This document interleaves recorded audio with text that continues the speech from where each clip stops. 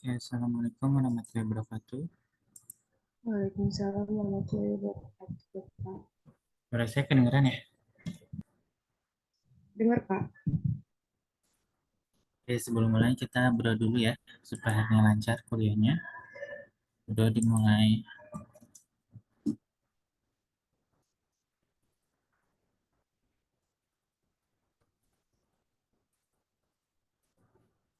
Amin, doa selesai. Oke, hari ini kita masuk ke dalam metabolisme purin dan pirimidin. Mana yang kita ketahui ya, purin pirimidin ini adalah basa nitrogen ya, dan selalu berikatan ya, karena kan nantinya akan membentuk asam nukleat ya. Kemudian terikatnya ini ya, nah berikatan dengan gula ribosa atau deoksiribosa. Karena kan ada DNA sama RNA ya, tergantung dari jenis gulanya ya. Itu kalau DNA berarti deoksiribosa. Kalau RNA berarti gula ribosa. Kemudian berikatan juga dengan gugus fosfat ya. Di mana gugus fosfat ini ya mempunyai energi yang tinggi. Baru berikatan dengan basa nitrogen yaitu basa purin atau basa pirimidin ya. Baru ditambah dengan gula ya. Nah, ini akan menjadi nukleosida. Nah, nukleosida bila ditambahkan dengan gugus fosfat, ya, dia akan menjadi nukleotida. Ya, dengan adanya ikatan fosfodiester pada karbon nomor 3 dan 5, ya, dia akan menggabungkan nukleotida dengan nukleotida menjadi polinukleotida. Nah, polinukleotida ini ya tersusun dari asam nukleat di mana di dalamnya itu ada DNA dengan RNA. Nah, ini adalah nukleosida basa purin pirimidin ya ditambah dengan gula. Kemudian ada nukleosida dengan fosfat ya. Nah, ini ya, ini nukleosida ya. Dimana di sini ada basa purin pirimidin. Kemudian di sini ada gula ribosanya ya. Nah, kalau untuk nukleotida ya berarti nukleosida ya yaitu basa dengan gula ribosa ditambahkan dengan gugus fosfat ya seperti itu. Nah, ini adalah pembentukan polinukleotida yang berasal dari gabungan nukleotida satu dengan nukleotida lainnya dibantu dengan ikatan C nomor 3 dan fosfodiester. Ya, jadi adalah ikatan fosfodiester untuk spesifikasinya itu pada karbon nomor 3 dan 5. Nah, ini adalah RNA, ini adalah DNA. Ya, kalau RNA berarti ribosa, gula penyusunnya itu adalah ribosa, ini ya gulanya. Ya, kemudian ini basa nitrogennya yaitu adenin, kemudian ini gugus fosfatnya, ya. Kemudian nanti dia berikatan lagi ya di nomor 3 sama 5 kan. Nah, di C nomor 3 berikatan gugus fosfat, di C nomor 5 juga sama berikatan dengan gugus fosfat, ya. Nah, C nomor 5 ini berasal dari karbon yang terdapat di rumus bangun dari gula atau glukosa. Nah, di sini ya gulanya ini berikatan juga dengan basa nitrogen yaitu sitosin. Kemudian C nomor 3 di rumus bangun gula itu ada gugus fosfat lagi berikatan dengan C nomor 5 yang ada di gugus fosfat selanjutnya di rumus bangun dari gula yang berikatan dengan guanin. Nah, di C nomor 3 gugus fosfat berikatan dengan C nomor 5 yang ada pada rumus bangun gula. Nah, ini berikatan dengan urasil gulanya. Ini untuk RNA ya, untuk DNA ya. Basa nitrogennya ini ada ikatan ya. Ikatan oksigen dengan NH2 antara basa satu dengan basa lainnya. Nah, di sini untuk basanya itu ya timin dengan adenin yang berikatan ya. Sitosin dengan guanin ya berikatan. Timin dengan adenin dia berikatan. Sitosin dengan guanin dia juga berikatan ya. Jadi tidak hanya satu basa nitrogennya ya, melainkan ada ikatan dengan basa nitrogen lainnya. Dimana kan DNA ini kan nanti akan terbentuk ya, polinukleotida ya. Kemudian ada yang double helix ya, kan kita sudah belajar ya. Nah, ini yang berikatan ya, berinteraksi basa nitrogen satu dengan basa nitrogen lainnya, di mana basa nitrogennya itu terikat oleh rumus bangun gula dan gugus fosfat. Gugus fosfatnya pun juga berikatan dengan gula lainnya. Ya, seperti ini kan gula nomor 3 di rumus bangun gula, C nomor 3-nya terikat oleh fosfat. C nomor 5-nya juga terikat oleh fosfat yang sama ya pada rumus bangun gula yang selanjutnya. Nah, pasti kan dia berikatan dengan basa nitrogen kan. Nah, pada saat dia berikatan ternyata ada interaksi dengan basa nitrogen lainnya ya yang nantinya akan membentuk uh, apa informasi genetik ya. Seperti itu. Ini gabungannya ya polinukleotida. Kan nukleotida satu dengan nukleotida lainnya berikatan ya menjadi polinukleotida. Nah, ini adalah polinukleotidanya ya. Nah, ini ya sempat kita bahas ya beberapa materi sebelum UTS ya. Untuk asam nukleat ya. Jadi purin itu terdiri dari dua ya, adenin dan guanin. Ya, penyusunnya ya NH2 di chain nomor pertama ya. Kemudian kalau di guanin ya CO ya di chain nomor pertama.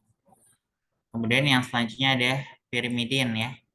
Pirimidin di sini ada timin, urasil, dan sitosin. Nah, di sini punya rumus kimia yang berbeda ya. Kalau kalau purin kan ada sikloheksan dan siklopentan.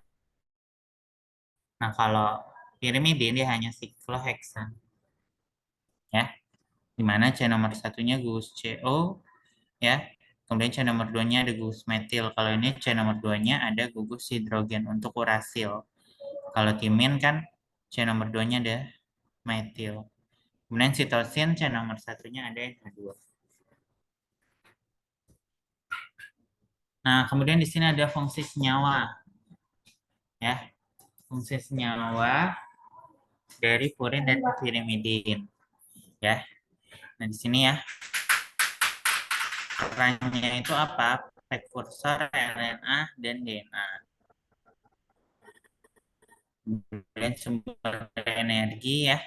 Contohnya itu ada ATP, pembawa pesan kedua yaitu CAMP. Ya, zat aktifnya ya pada banyak proses biosintesis itu melibatkan UDP glukosa ya. UDP glukosa ya di mana juga berkaitan dengan prekursor glikogen. Kemudian zat antara lainnya itu adalah donor gugus metil yaitu S-adenosil metionin. Kemudian fungsi lainnya itu ada pada koenzim FAD dan NAD. Nah, analog sintetiknya itu ada untuk kemoterapi kanker ya fungsinya. Ya makanya biasa dikasih ini ya DNA RNA ya untuk analog sintetik pada pengobatan kanker. Dimana di pengobatan kanker itu ya nanti diharapkan sel yang kanker saja yang nantinya dimusnahkan.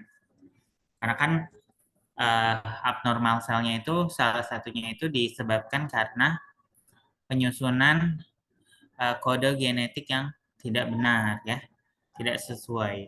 Itu ya, makanya timbul penyakit kanker ya. Kompleks ya, jadi salah satu pencetusnya itu.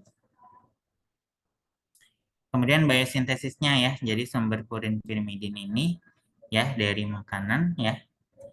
Jadi di jaringan itu ya membentuk asam nukleat jaringan ya.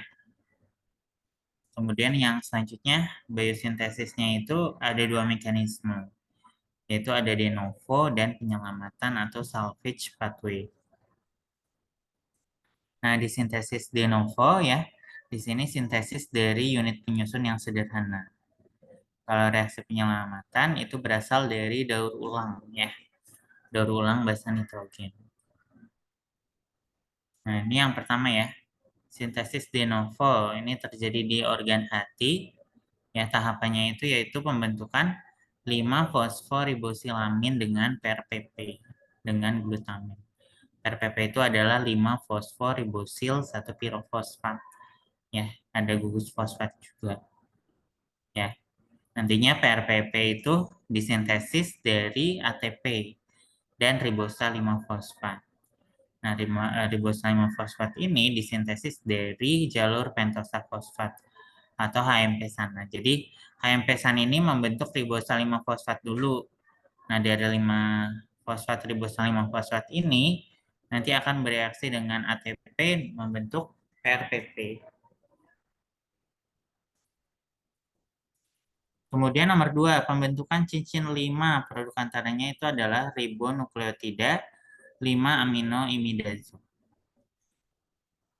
Jadi berasal dari tahapan pembentukan cincin, ya, di mana produk antaranya itu adalah ribonukleotida 5 amino imidazol. Kemudian ada pembentukan cincin 6 produk, ya. Produk antaranya itu adalah IMP, inosin monofosfat, ya. Jadi pembentukan cincin 5, cincin 6, dan pemecahan IMP-nya itu tadi, ya, menjadi AMP dan GMP. Adenosin monofosfat, ya. G-nya ini adalah guanin monofosfat. Nah, ini ya bahan pembentuk dari cincin purin, ya. Ada glisin, aspartat, glutamin, tetrahidrofolat, dan karbon dioksida, ya. Nah, ini ya pembentuk cincin pada purin. Kan kalau purin itu kan ada siklopentan dan sikloheksan, ya. Nah, ini adalah sikloheksan, ini siklopentan. Nyusunnya itu ada aspartat, ada format, ya. Ada amid, ya, yang nanti amid N ini, ya, nitrogen yang berikatan dengan glutamin. Ada format dan glisin, ya. Jadi formatnya ini di C nomor 1, 2, 3, 4, ya. Kemudian ada glisin.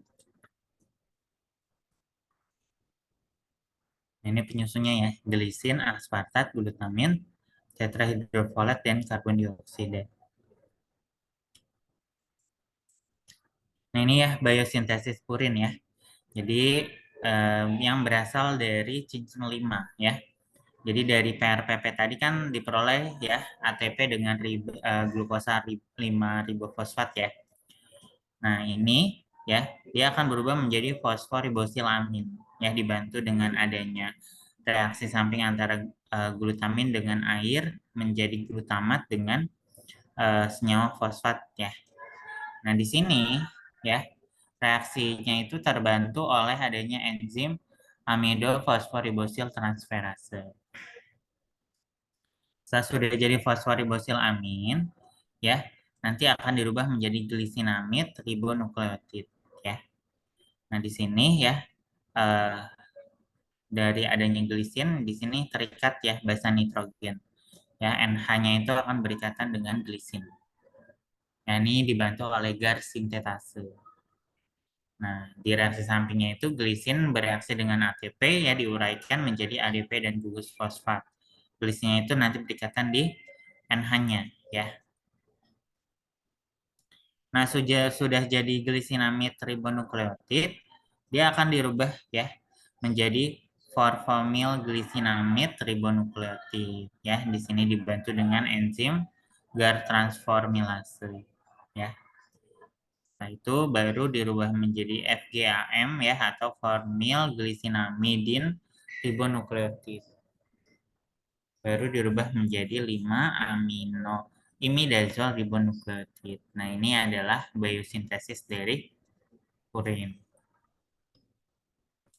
Nah, lanjutannya jadi udah jadi 5 amido imidazol ribonukleotid, ya, dirubah menjadi 5 amino imidazol 4 karboksilat ribonukleotid.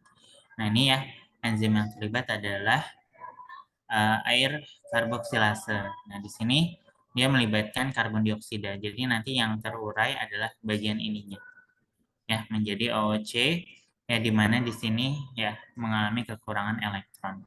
Nah, ininya, ya direaksikan dengan enzim Saikar sintetase, ya si aspartatnya itu langsung masuk ke dalam kekurangan oksigennya, ya COO-nya ya.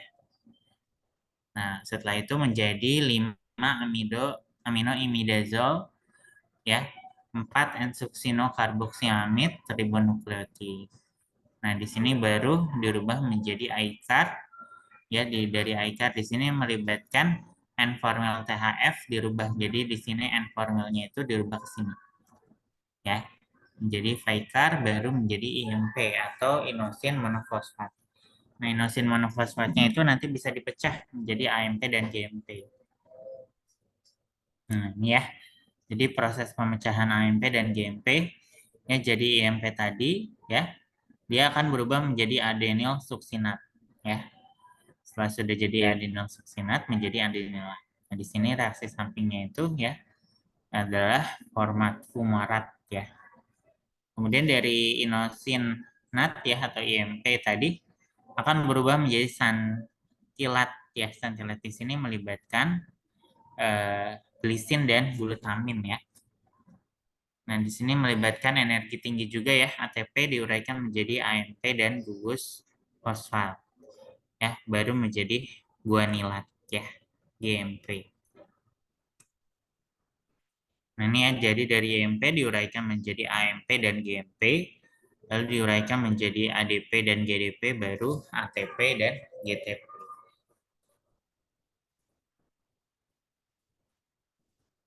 Kemudian yang kedua ada reaksi penyelamatan ya. Jadi maksudnya itu ya purin, hiposantin, adenin guanin ya, ini kan masuk ke dalam purin.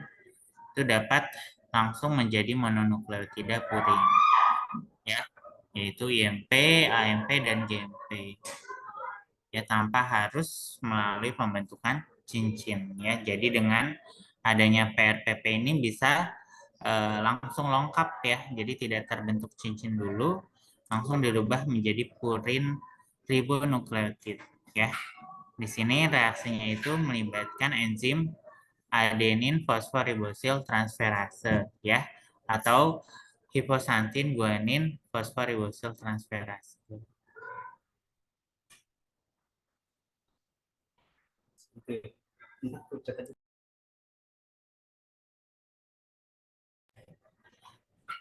Nah, kemudian di sini ya reaksi ini ya butuh basa purin ya, yaitu adenin, guanin, hiposantin.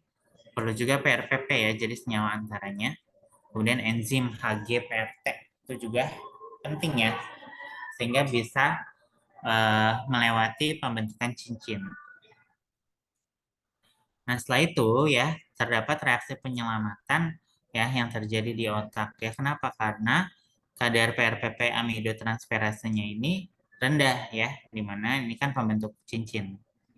Dan juga terjadi di darah ya baik eritrosit maupun limfosit, neutrofil, basofil, eosinofil ya. Nah, untuk yang darah ini eritrosit dan leukosit di sini ya di sini dia tidak dapat mensintesis 5 fosforibosylamid ya. Tapi dia intermediate ya, bagian dari pembentukan cincin.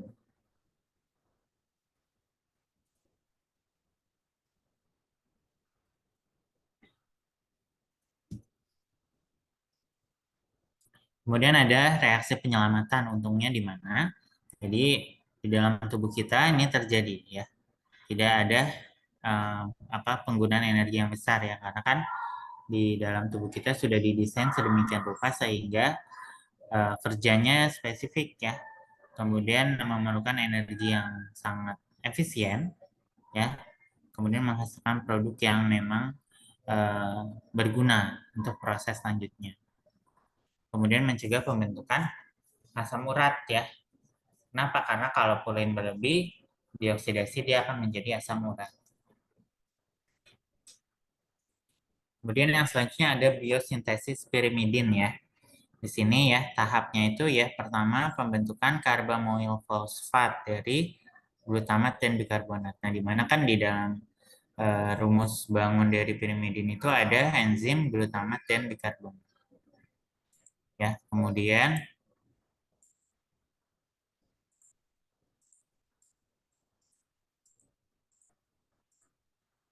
Nah, kemudian di sini ya, yang kedua ada pembentukan cincin pirimidin ya, sehingga menghasilkan dihidroorotat ya.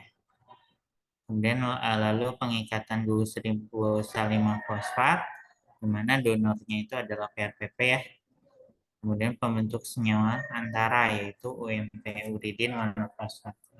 Jadi dari UMP di sini bisa menjadi UDP ya, uridin difosfat ya, menjadi UTP, uridin trifosfat ya, CTP, sitosin trifosfat. Seperti itu ya. Jadi berubahnya itu ya, jadi TMP menjadi CTP.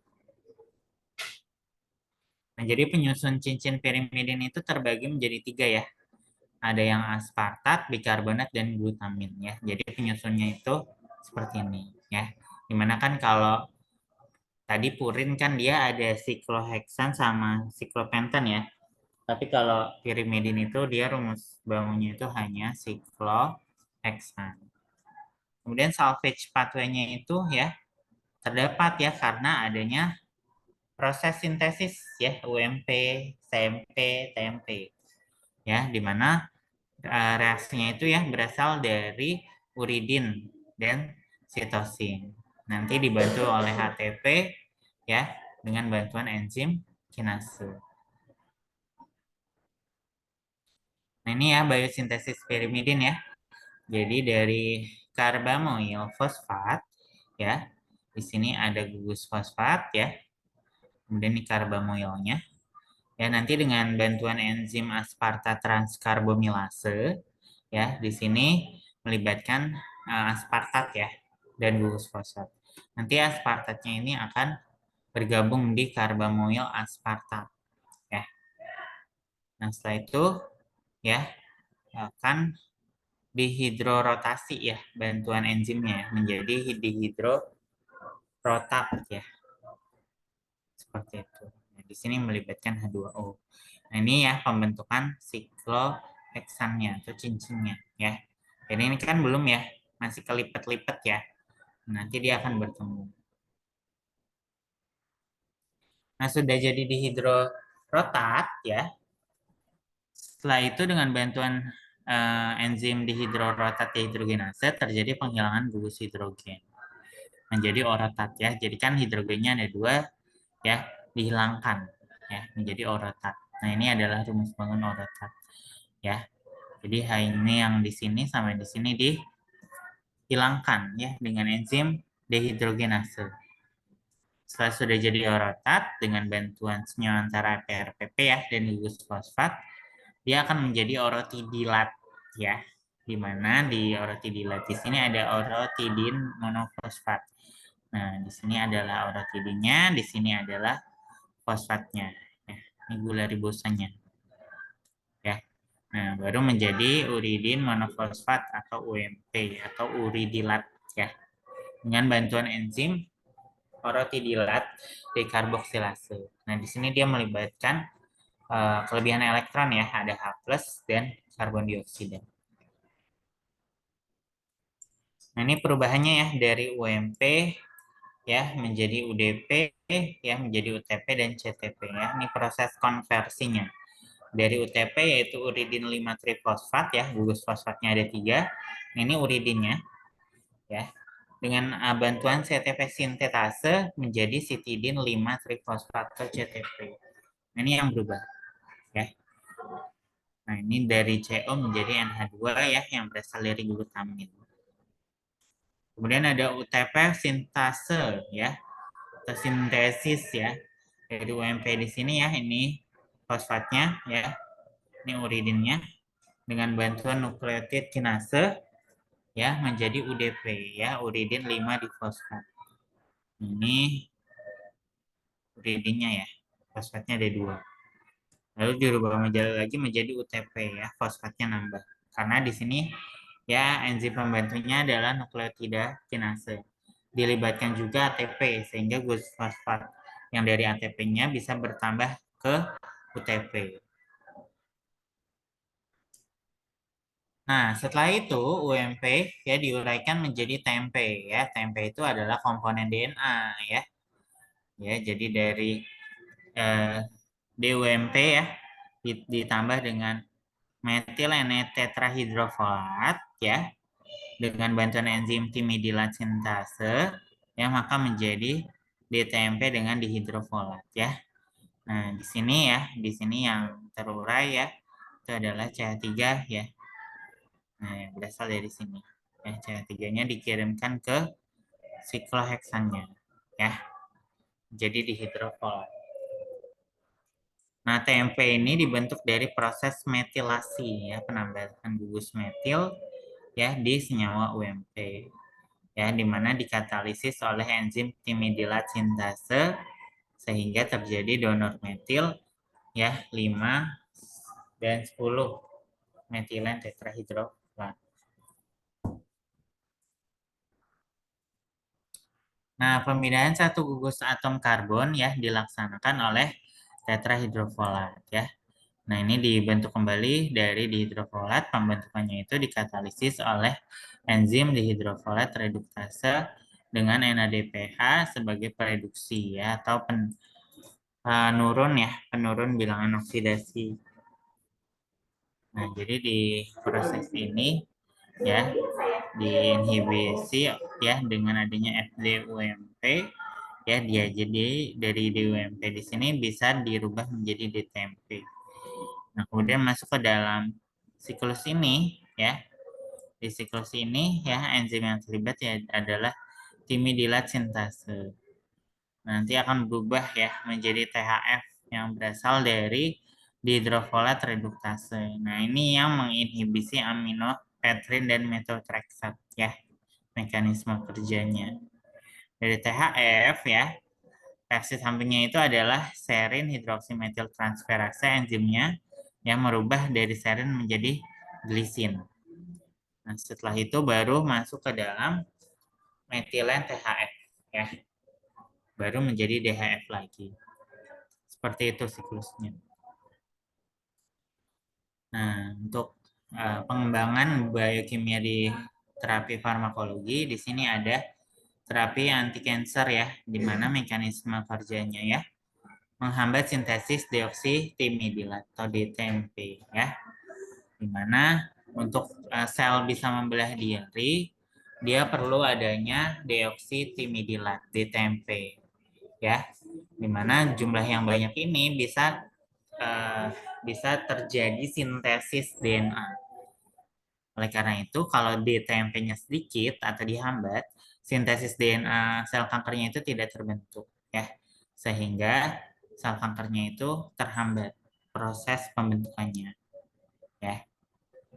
Kemudian timidilat sintase dan dihidrofolat reduktase di sini adalah enzim yang spesifik ya, di mana timidilat sintase di sini menghambat TMP ya kalau tidak diproduksi. Kalau dihidrofolat yang dihambat itu adalah DHF sehingga tidak bisa terbentuk THF. Ya, kalau THF tidak terbentuk maka proses metilasi tidak terjadi sehingga UMP-nya tidak terbentuk, TMP-nya juga tidak terbentuk. Jadi ada dua cabang ya. Jadi dari mekanisme aksi dari obat kanker ini ya, di mana sifatnya menghambat sintesis deoksitimidilat. Jadi timidilat sintasenya di sini ya, dan dihidrofolat reduktase di sini adalah enzim yang spesifik ya. Jadi kalau di timidilat sintasenya dihambat, maka TMP-nya tidak diproduksi. Tapi kalau dihidrofolatnya dihambat, DHF tidak terbentuk, THF tidak terbentuk, sehingga UMP-nya itu tidak terbentuk menjadi TMP.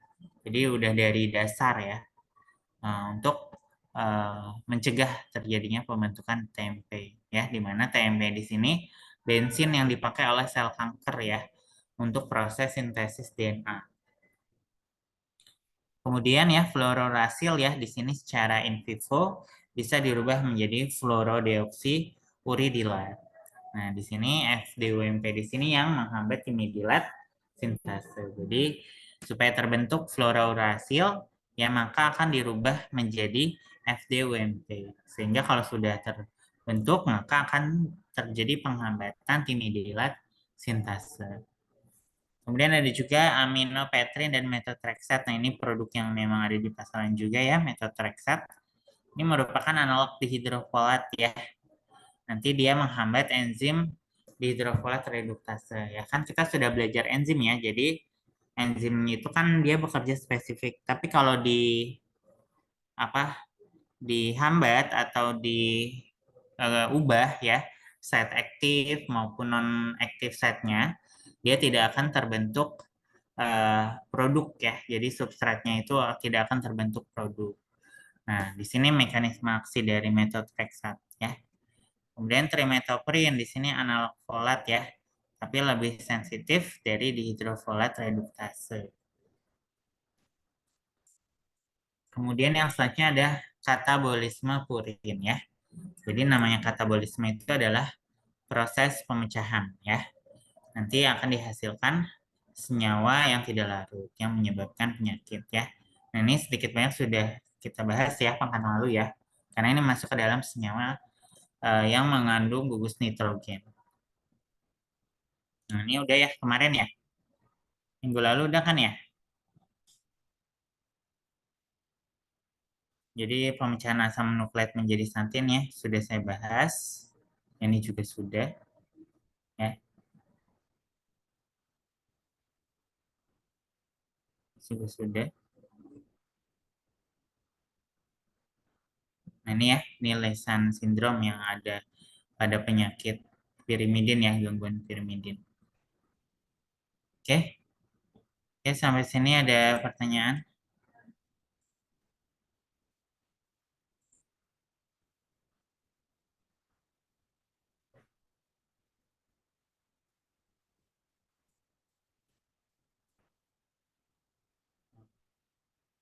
Ya, yang tadi udah dibahas di pertemuan minggu lalu ya, senyawa dengan nitrogen ya.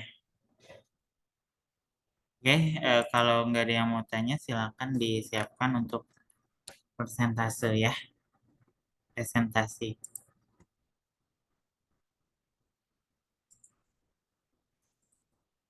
Kelompok siapa?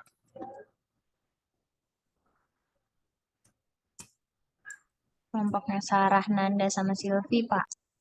Oke, disilakan ya.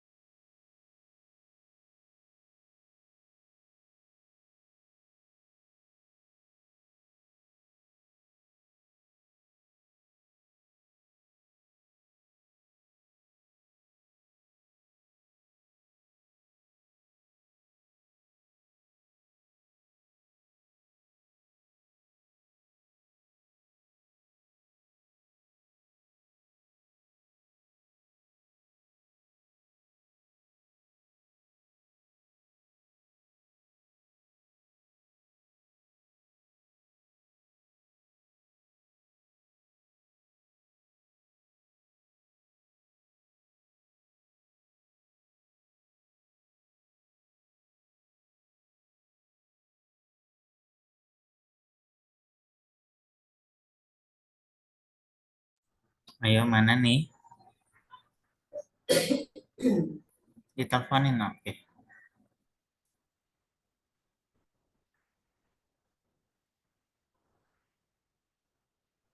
Slideshow. Jadi silakan. Assalamualaikum warahmatullahi wabarakatuh. Kami dari kelompok 4 mau mempresentasikan dengan materi katabolisme asam nukleat dengan saya Sylvia Indraningsi dan dua rekan saya, Ananda Maharani dan Sarah Fauzia. Kita mau ngebahas tentang katabolisme purin sama katabolisme pirimidin. Definisi katabolisme itu bagian dari metabolisme tubuh, yaitu proses penguraian molekul-molekul kompleks menjadi molekul yang lebih kecil untuk mendapatkan energi. Kemudian ini ada struktur dari purin dan pirimidin. Dari purin itu ada adenin, ada santin, guanin, sama hiposantin. Kemudian kalau di pirimidin itu ada sitosin, urasil, timin, sama orotic acid. Bentuk struktur purin dan pirimidin. Purin itu adenin, ada 6 aminopurin, guanin 2 amino, dan 6 oksipurin. Hiposantin itu 6 oksipurin, santin 26 dioksipurin. Kalau pirimidin itu, urasil itu ada 4 dioksipirimidin, timin itu udah 4 dioksil 5 metilpirimidin, untuk sitosin 2 oksi 4 aminopirimidin, kemudian asam orotat ada 4 dioksi dan 6 karbon pirimidin. Selanjutnya bakal dibahas oleh Ananda.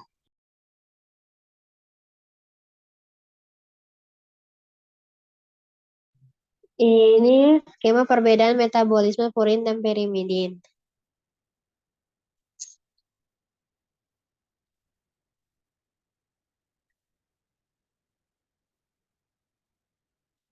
Nah, untuk purin memiliki hasil akhir asam urat. Nah, sedangkan pirimidin memiliki hasil akhir B-alanin atau B-amino isobutirat. Itu adalah perbedaan dari metabolisme purin dan pirimidin.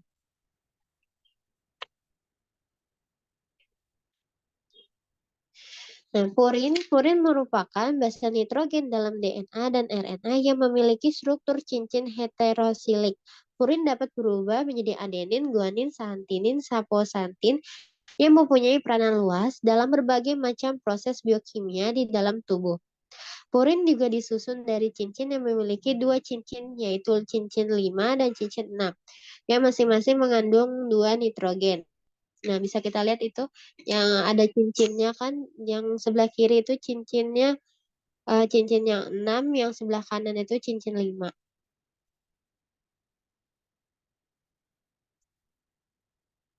Purin pada manusia, hasil akhir katabolisme purin adalah asam urat. Sebagian mamalia, tidak termasuk manusia, dapat mengoksidasi asam urat menjadi alontoin, yang selanjutnya dapat mengdegradasi menjadi urea dan amonia.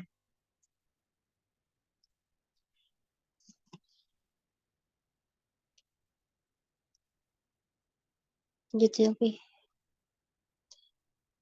Katabolisme purin nukleotida dalam bentuk AMP akan mengalami nukleotidase menjadi adenosin, kehilangan fosfolase dan berubah menjadi basa urin. Basa urin akan dikatabolisme lagi menjadi asam urat sebagai produk. Kalau tidak dilakukan reaksi penyelamatan dalam skema tersebut, ada enzim yang penting. Enzim ini menghasilkan produk asam urat dan senyawa H2O2.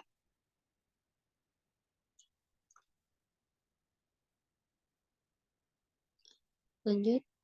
Katabolisme purin. Bentuk yang bisa mengalami bentuk dioksi adalah bentuk dengan 2 fosfat ADP. Kita tahu bahwa deoksinukleotida itu yang menyusun DNA. Tentu yang dapat mengalami reduksi itu adalah bentuk 2 fosfat. Purin, skema peruraian purin menjadi asam urat dan ekstraksinya. Awalnya itu sintesin de novo, yaitu sintesis dari unit-unit sederhana yang berlangsung di organ hati. Nah, kemudian itu dituin di jalur penyelamatan atau salvage, daur ulang basa nitrogen yang sudah terbentuk. Kemudian purin itu dipecah menjadi IMP, AMP, dan GMP. Kemudian menjadi katabolisme purin. Kemudian menghasilkan asam urat. Nah, asam urat itu diekskresi di 2 tempat, yaitu urikosin di saluran cerna dan ekskresi melalui ginjal. Nah, selanjutnya akan dijelaskan oleh Sarah Fauzia.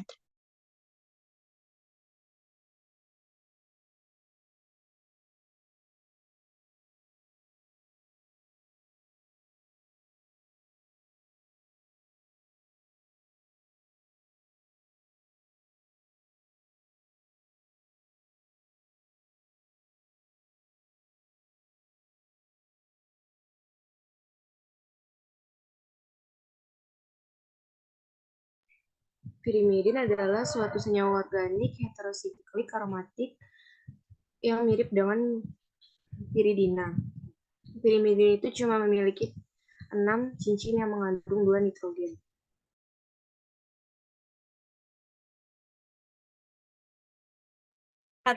Katabolisme pirimidin, tahap awal adalah dari nukleotida menjadi neoklesida dan menjadi basa purin. Dari basa purin menjadi basa pirimidin atau bealanin atau beamino isobutirat yang bisa diubah. Contoh perubahan adalah bealanin menjadi asetil-CoA, lalu beta amino isobutirat menjadi suksinil CoA, dan beta alanin pada bakteri menjadi CoA.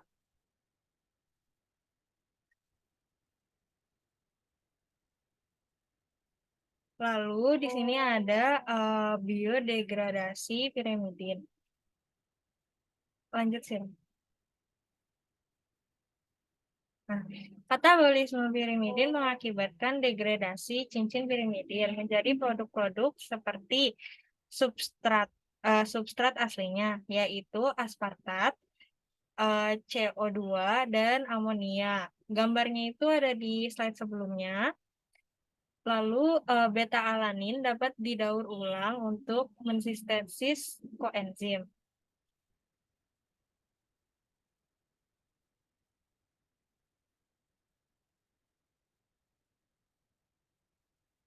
Katabolisme pirimidin menghasilkan beta-alanin dan produk akhir katabolisme purin yaitu asam urat. Dapat berfungsi sebagai scavenger atau antioksidan untuk oksigen reaktif.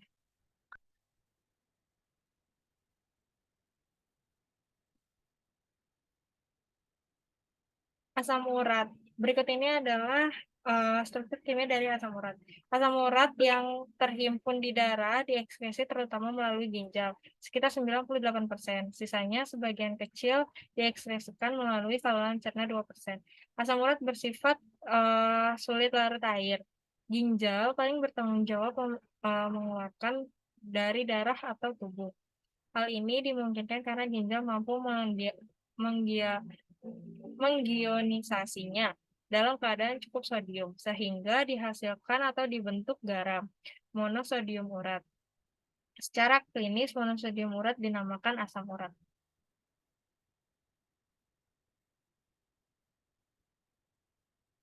Itu saja yang bisa kelompok kami sampaikan, kurang lebihnya mohon dimaafkan. Terima kasih semua. Dan berikut ini saya lampirkan referensi daftar pusaka yang kami buat.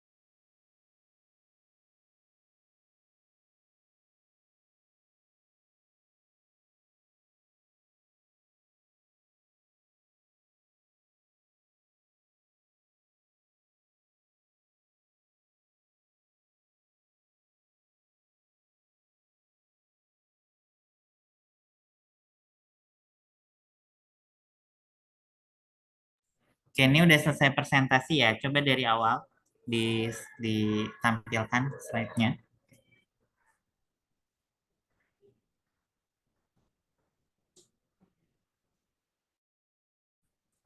Oke, terus. Oke, next. Oke, nah ini proses katabolisme. Next. Tambahin ya, faktor yang berpengaruh di katabolisme itu apa ya? Tambahin juga. Ini timnya udah sedang mencatat kan ya? Sudah saya record, Pak. Oke, baik. Jadi yang faktor berpengaruh katabolisme, kemudian kamu jabarkan purin pirimidin itu penyusunnya apa saja. Ada basa nitrogen, gugus fosfat gitu ya. Dimasukin ya. Kemudian apalagi ya? Next, coba.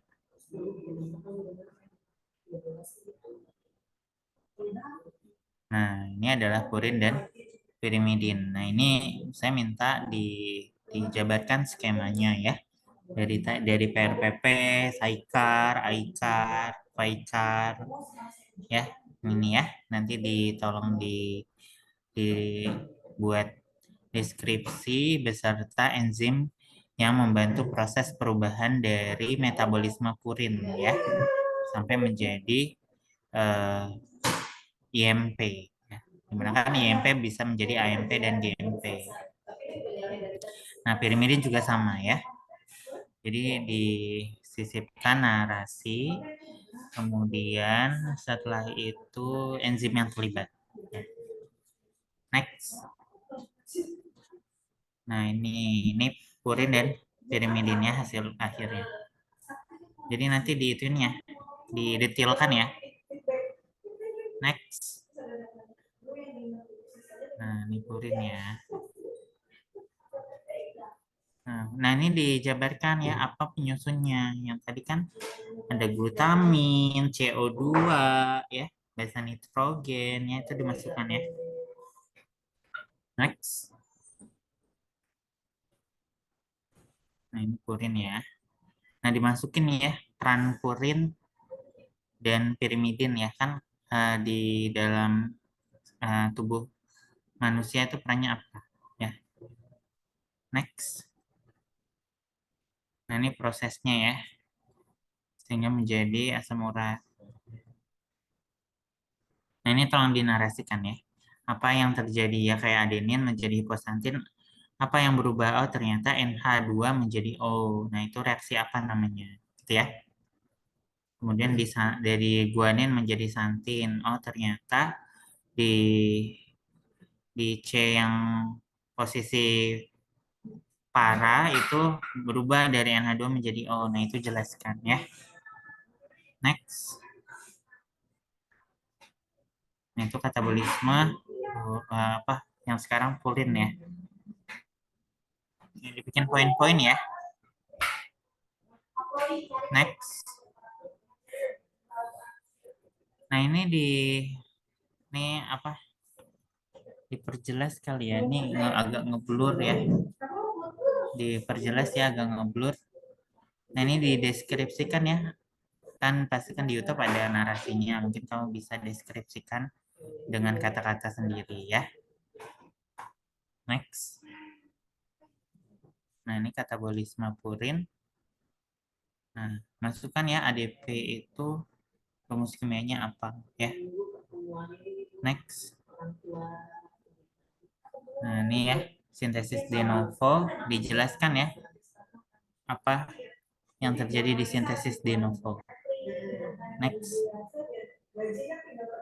Nah, pirimidin di sini ya senyawa organik heterosiklik. Nah, ini penyusunnya apa aja ditambahkan ya. Next. Nah, ini katabolismenya. Nah, itu beta alanin, beta amino isobutirat. Masukkan rumus kimianya ya.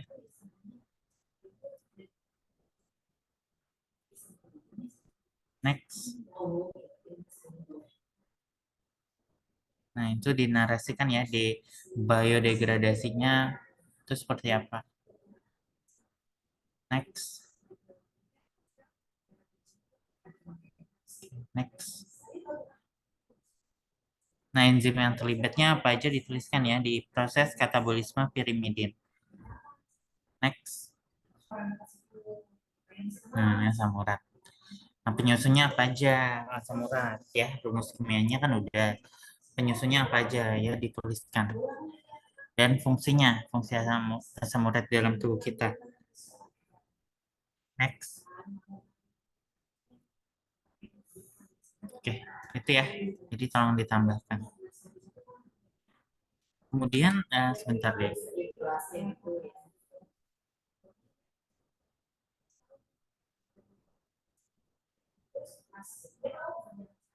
Ini udah sesuai sama PPT yang saya kirim belum ya? Katabolisme udah. Ini kok nggak ada sih metabolisme struktur fungsi asam nukleat masukan. Ini saya kirim nih. Ini dari kelas 2B nih. Kok di kamu nggak ada sih?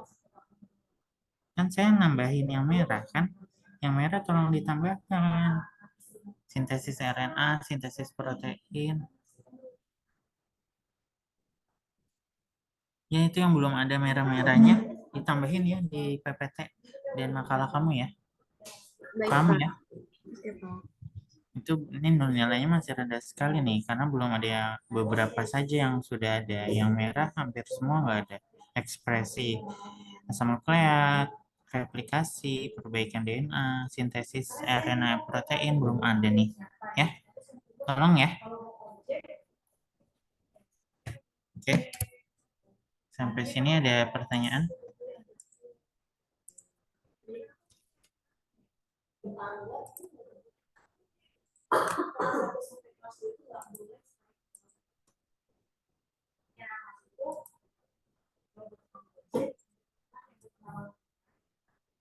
Absen dulu ya.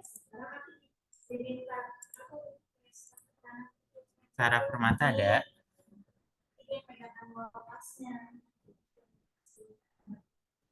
Ada ya Sarah Permata ya. Sarah Fauzia tadi ada ya. Sylvia ada. Anissa, Hadir, Pak. Gita, Hadir, Pak. Yusni, Roida, Hadir, Pak. mana Roida? Hadir, Pak. Oke. Kemudian Flo, Hadir, Pak. Ules, Hadir, Pak. Farizan, Hadir, Pak. Arta, Hadir, Zahira ada ya. Salsa, Pak, Sarah hadir, Pak. ya Sarah. Salsa, Ananda, Hadir, Pak. Fatima, Hadir, Pak. Hafiz, Hadir. Hayatul Nufus, Hadir, Pak. Debor. Hadir, Pak. Oke. Ada yang belum dipanggil? Udah semua ya? Tambahkan ya untuk yang presentasi ya untuk meningkatin nilai. Oke, jadi pertemuan kita tinggal